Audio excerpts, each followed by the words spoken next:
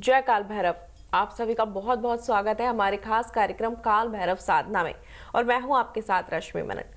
दर्शकों, इस कार्यक्रम के माध्यम से आप ये जान पाते हैं किस प्रकार से काल भैरव जी का आशीर्वाद आपको प्राप्त हो सकता है। यदि काल भैरव जी की साधना करनी चाहिए तो किस तरीके से करनी चाहिए। साथ ही आपको ये बताते हैं कि कैसे आपका जीवन आसान हो सकता है, कैसे आपके जीवन के तमाम प्रकार के कष्ट नष्ट हो सकते हैं, किस प्रकार से काल भैरव जी का आशीर्वाद प्राप्त करके आप अपने जीवन को सुखमय तरीके से व्यतीत कर सकते हैं, कैसे कारोबार में तरक्की कर सकते हैं, किस प्रकार से माता लक्ष्मी को प्रसन्न कर सकते हैं, कैसे धन का आगमन आपके घर में होगा, कैसे आपकी तमाम प्रकार की समस्याएं दूर हो जाएंगी। ये सारी जानकारियां हम आपको इस कार्यक्रम के माध्यम से देते हैं। तो आज एक बार फिर से आपका मार्गदर्शन करने के लिए हमारे साथ स्टूडियो में मौजूद हैं सदगुरु डॉक्टर श्री तारामणि जी। तो आइए इनका स्वागत कर लेते हैं। सदगुरु जी, बहुत बहुत स्वागत है आपका। जय श्री काल भैरव। तो दर्शकों, यदि आप भी काल भैरव जी का आशीर्वाद प्राप्त करना चाहते हैं, उनकी साधना किस प्रकार से की जाए, ये जानकारियां प्राप्त करना चाहते हैं, जीवन को आसान बनाना चाहते हैं, तमाम प्रकार की समस्याओं से निजात पाना चाहते हैं, तो जरूर संपर्क करें। नंबर लगातार आपकी टीवी स्क्रीन पर दिखाए जा रहे हैं। आप व्हाट्सएप भी कर सकते हैं और सदगुरु जी का मार्गदर्शन प्राप्त करके अपने जीवन को आसान बना सकते हैं। नंबर लगातार आपकी टीवी स्क्रीन पर दिखाए जा रहे हैं। तो सदगुरु जी, आप ढेरों जानकारियां हमारे दर्शकों को देते हैं, उनको बताते हैं कैसे काल भैरव का आशीर्वाद उनको प्राप्त हो सकता है, किस तरीके से उनको सिद्धियों की प्राप्ति हो सकती है, या फिर कहें उनकी तमाम प्रकार की समस्याएं दूर हो सकती हैं। यदि कोई आम व्यक्ति काल भैरव जी की साधना करना चाहे तो क्या कर सकता है? हाँ, बिल्कुल कर सकता है। भगवान काल भैरव की उपासना सभी लोग कर सकते हैं जो संसार में हैं। भगवान भैरव के कई सारे रूप हैं। मैं सर्वप्रथम सभी साधकों को, अधिकतर मेरे पास सांसारिक साधक ही आते हैं, उन सभी साधकों को मैं सर्वप्रथम भगवान बटुक भैरव की उपासना कराता हूँ, उनकी साधना कराता हूँ, उनके जो सौम्य मंत्र हैं उनसे दीक्षित करता हूँ। और जब मैं दीक्षा देता हूँ तो उस दीक्षा का अर्थ ये होता है कि जब साधक याचक बन के आता है तो गुरु उसको आगे बढ़ाने के लिए अपने ही तपोबल से अर्जित ऊर्जा को एक छोटा सा अंश उसके अंदर स्थापित करता है बीज रूप में। और उस साधक को, उस व्यक्ति को, या कोई भी संसारिक व्यक्ति है, उस मंत्र का उसको जाप करके आगे बढ़ाना चाहिए। जी बिल्कुल, आपने सही कहा। जैसे आपने कहा आप दीक्षा देते हैं, साधना करवाते हैं, तो दीक्षा देने से और साधना करवाने से क्या लाभ होता है? और यदि कोई सामान्य व्यक्ति साधना करना चाहे तो उसे क्यों करनी चाहिए, और यदि करनी चाहिए तो किस प्रकार से वह कर सकता है? बिल्कुल, जो सामान्य व्यक्ति है, जो संसारिक है, उसके पास सर्वप्रथम तो समय का अभाव है। और जितनी भी ये साधनाएं हैं, मंत्र की साधनाएं, तंत्र की साधनाएं, मुख्यतः ये रात्रि में होती हैं। तो जो संसारिक व्यक्ति है, सुबह से लेकर शाम तक थका हारा 6, 7, 8 बजे तक जो घर आता है तो उसके अंदर ऊर्जा नहीं बचती है, तो वो कैसे करेगा? तो सर्वप्रथम उसको सबसे पहले दीक्षा लेनी चाहिए। दीक्षा का अर्थ होता है कि जब वो गुरु से दीक्षा लेता है तो उसका जो ऊर्जा का स्तर है वो गुरु के समरूप होना शुरू हो जाता है। तो उसके अंदर जो थकान है, जो खाने पीने का जो आजकल के समाज में जो प्रचलन हो रखा है, उसके कारण भी उसके अंदर ऊर्जा की कमी है, पाचन ठीक नहीं है। तो वो सारी चीज़ों को जब मैनेज करता है और जब गुरु से दीक्षा लेता है तो रात्रि में 9 बजे, 10 बजे, 11 बजे कभी भी समय निकाल के आधा घंटा, 1 घंटा जब जाप करने के लिए बैठता है, और उस समय उसको गुरु की ऊर्जा ही बैठाती है। अगर वो दीक्षित नहीं है, उसका लगातार मार्गदर्शन नहीं मिल रहा है, कोई मोटिवेटर नहीं है, कोई प्रेरणा स्रोत नहीं है, तो नहीं करेगा, कोई नहीं करेगा। मेरी तरफ से हमेशा मेरे जितने भी शिष्य हैं, साधक हैं, उनको यूट्यूब चैनल के माध्यम से, व्हाट्सएप के माध्यम से, फेसबुक के माध्यम से उनको हमेशा मोटिवेशन मिलता रहता है। तरह तरह के जो साधक हैं वो आगे बढ़ रहे हैं, वो अपना वीडियो भेजते रहते हैं, उससे प्रेरणा मिलती है। जब प्रेरणा मिलती है कुछ करने की, तभी वो साधक या कोई व्यक्ति संसारिक अपना बिस्तर छोड़ के वहाँ आसन लगा के बैठेगा। और जब बैठता है तो निश्चित रूप से 10 मिनट, 15 मिनट, आधा घंटा, 1 घंटा अगर वो रूटीन बना लेता है, 1 महीना, 2 महीना करना शुरू करता है, तो धीरे धीरे उसकी ऊर्जा में जो बीज रूप उसके अंदर स्थापित किया गया है गुरु के द्वारा, वो वृक्ष का रूप लेना शुरू करता है धीरे धीरे। लेकिन उस पे जो ताप लगेगा, उसकी स्वयं की तपस्या, उसके मंत्रोच्चार का ही लगेगा। धीरे धीरे जब वो जाप करना शुरू करता है तो हर जगह अवरोध हैं, चाहे सरकारी नौकरी में कोई हो, चाहे प्राइवेट नौकरी में हो, चाहे बिजनेस में हो, कंपटीशन हर जगह है। चाहे छोटा व्यापारी हो, चाहे बड़ा व्यापारी हो, हर जगह कंपटीशन है। कंपटीशन मतलब विरोध, विरोधी। जहां आप आगे बढ़ना चाहेंगे, किसी के दूसरे के क्षेत्र में आप प्रवेश कर रहे होंगे, आप जब विस्तार कर रहे होंगे बिजनेस का, या प्रमोशन ले रहे होंगे, या कुछ भी नया कर रहे होंगे, कुछ भी विस्तार कर रहे होंगे, तो आप दूसरे के क्षेत्र का हनन कर रहे होंगे, उसके क्षेत्र में घुस रहे होंगे, तभी आप विस्तार कर पाएंगे। चाहे कोई छोटा व्यापारी हो, चाहे बड़ा व्यापारी हो, आप जो अपना व्यापार बढ़ाएंगे या नौकरी में प्रमोशन लेंगे। तो विरोध है हर जगह, और ये जो सारी लड़ाई है ये सर्वाइवल की लड़ाई है इस जीवन में। चाहे छोटी से छोटी चींटी हो या बड़ा सा बड़ा कोई हाथी हो, सब अपने आप को जीवित रखने, आगे बढ़ने और फैलाने के लिए अग्रसर हैं।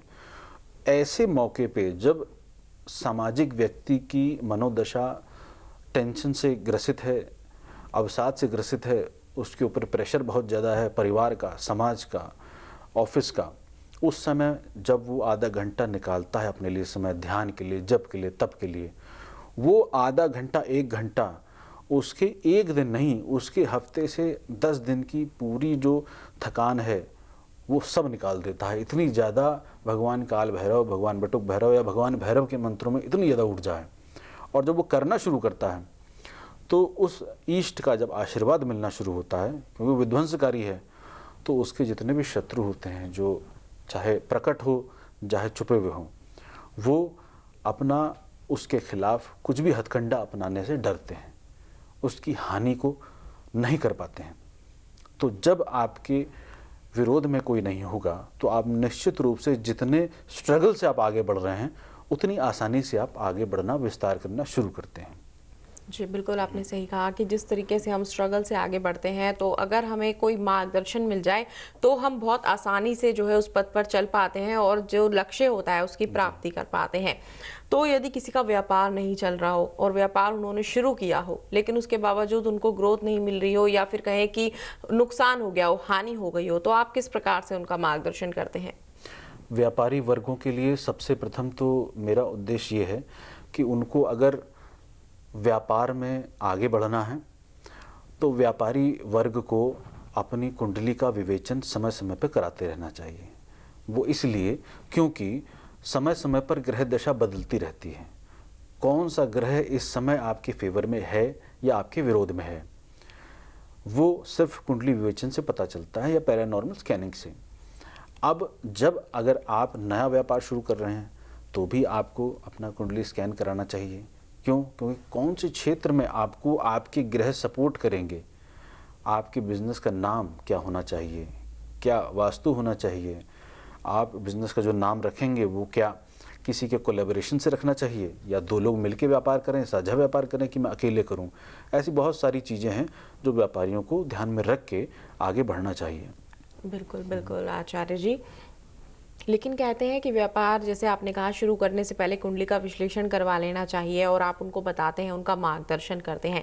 बहुत से लोग तो पार्टनरशिप में व्यापार शुरू कर लेते हैं, तो क्या उससे पहले भी कुंडली का विश्लेषण ज़रूर करवाना चाहिए? बिल्कुल बिल्कुल। जो लोग पार्टनरशिप में बिजनेस करते हैं उनको अपनी और उस पार्टनर की कुंडली दोनों स्कैन करवानी चाहिए, और उस स्कैनिंग के माध्यम से किस प्रकार का व्यापार दोनों के साथ मिलके चलेगा जो उनको बेनिफिट देगा। व्यापार करने का अर्थ है कि हम खोल के बंद नहीं करना चाहते हैं, हम आगे बढ़ाना चाहते हैं, तो उसमें कुंडली का विवेचन बहुत ज़रूरी है। दूसरा, जब हम कोई भी व्यापार खोलते हैं तो वहाँ पूजन होना बहुत ज़रूरी है, वहाँ का वास्तु ठीक होना बहुत ज़रूरी है। सांसारिक दृष्टिकोण जो व्यापार का है वो तो दूसरा है कि आप नीति नियमों का पालन कर रहे हैं कि नहीं कर रहे हैं। इसी के साथ साथ कुछ विशिष्ट साधनाएं हैं जिसके बारे में मैं आपको आगे बताऊंगा, जो व्यापारी वर्ग को जरूर करनी चाहिए। जी हाँ बिल्कुल, हम ज़रूर जानना भी चाहेंगे आपसे। लेकिन जैसे आपने बताया कि नकारात्मक ऊर्जाएं बहुत से लोगों के घर में आ जाती हैं, जैसे कि बहुत से लोगों पर तो ऊपरी बाधाएं भी हो जाती हैं, परेशान हो जाते हैं क्योंकि सब कुछ बर्बाद हो जाता है। तो किस तरीके से आप उनका इलाज करते हैं? क्या ऐसे जातक भी आपके पास आ सकते हैं? हाँ बिल्कुल, ऐसे बहुत सारे जातक, बहुत सारे लोग मेरे पास आते हैं, और किसी को जैसे ऊपरी बाधा, जैसे आपने कहा, तो ऊपरी बाधा से संबंधित भी बहुत सारे लोग आते हैं, और उसमें बहुत सारे लोगों का प्रॉब्लम ये होता है कि वो मानसिक प्रॉब्लम होती है, वो साइकोलॉजिकल प्रॉब्लम होती है, कुछ ऐसी चीज़ें जो अंदर दबी होती हैं और वो कोई बाहरी प्रकटीकरण उनको मौका नहीं मिला होता है, तो वो अलग अलग रास्तों से, चाहे किसी का सर दर्द होना या किसी के घर में कुछ चीज़ का बिगड़ जाना, जैसे कुछ इलेक्ट्रॉनिक डिवाइस बार बार अगर घर में ख़राब हो जाते हैं तो उसके दोनों कारण होते हैं। उसका ग्रह भी कारण होता है, उसका पैरानॉर्मल एक्टिविटीज़ भी होती हैं। तो इन सब रहस्यों को जब मैं उन साधकों को या उन जातकों को, उन व्यक्तियों को बताता हूँ, उनको बड़ा आश्चर्य होता है कि ऐसा कैसे हो सकता है। और इन सब चीज़ों को मैनेज करने के लिए तंत्र, ज्योतिष, पैरानॉर्मल जो हमारी सर्विसेज हैं, ये बहुत एक्सपर्ट सर्विसेज हैं और इन सब के माध्यम से हम लोग उपचार करते हैं। उपचार में चाहे यंत्र के माध्यम से हो, चाहे मंत्र के माध्यम से हो, या हवन और यज्ञ के माध्यम से हो, या उनको मैं कोई दीक्षा दूं उसके माध्यम से हो, तो किसी भी माध्यम से उनका उपचार हो सकता है। जी बिल्कुल। तो आपने ये कहा, जैसे कि आपने बताया कि हवन, पूजा, यज्ञ, अनुष्ठान, इन सब के माध्यम से भी उनकी समस्याएं दूर की जा सकती हैं। तो यदि कोई हवन, पूजा, यज्ञ या फिर अनुष्ठान करवाना चाहे, आपसे कुंडली का विश्लेषण करवाना चाहे, तो बहुत से लोग होते हैं खुद नहीं कर पाते, संभव नहीं हो पाता, तो क्या आपके माध्यम से उनकी पूजा पाठ की जा सकती है? हाँ, बिल्कुल की जा सकती है। हमारे पास आश्रम में बहुत सारे लोग आते हैं, अनुष्ठान करवाते हैं। अभी इस समय कोरोना त्रासदी के समय जब लोग घर से नहीं निकल पा रहे हैं, तो उनको हम लोग अपने आश्रम से ही उन अनुष्ठानों को करने के लिए सुविधा दे रहे हैं। लोग जैसे देश और विदेश में लोग बैठे हुए हैं, वो नहीं आ सकते हैं। कोई साउथ में बैठा, वो उत्तर प्रदेश नहीं आ सकता है, बहुत ज़्यादा दूर है उसके लिए। तो उन लोगों के लिए हमने सुविधा ये दी हुई है कि जो बाहर हैं, जो नहीं आ सकते हैं, उनको हम फ़ोन के माध्यम से दीक्षा देते हैं। ऊर्जा यहाँ से मंत्र की वहाँ प्रेषित करते हैं, क्योंकि ऊर्जा के लिए कोई ना तो ट्रेन की आवश्यकता, ना हवाई जहाज़ की आवश्यकता है। जो मीडियम है वो वायु यहाँ पे उपलब्ध है। उस मंत्र को हम ऊर्जा रूप में वहाँ प्रदान करते हैं, पूरा विधि विधान बताते हैं और वो साधक करता है।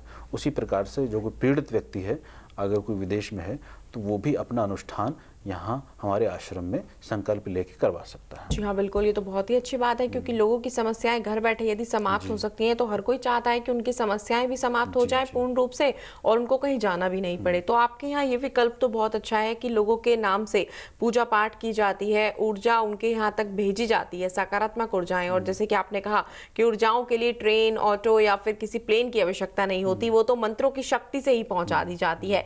तो आप बहुत अच्छे तरीके से जो है लोगों तक ये शक्तियां पहुंचाते हैं, उनका मार्गदर्शन करते हैं। लेकिन बहुत से लोग होते हैं, उनसे मंत्रोच्चार नहीं किया जाता। जैसे आपने कोई उपाय बता दिया कि आपको ये मंत्र का उच्चारण करना है, लेकिन यदि उनसे नहीं किया जा सकता, तो क्या आपके यहाँ से वो मंत्रोच्चार किया जा सकता है? समय का अभाव है, चाहूंगी संक्षेप में बताएं। हाँ बिल्कुल, मंत्रोच्चार कोई व्यक्ति अगर नहीं कर पा रहा है, तो दो प्रकार के मंत्र हैं। या तो साबर मंत्र हैं, तो उसमें देसी लैंग्वेज यूज होती है।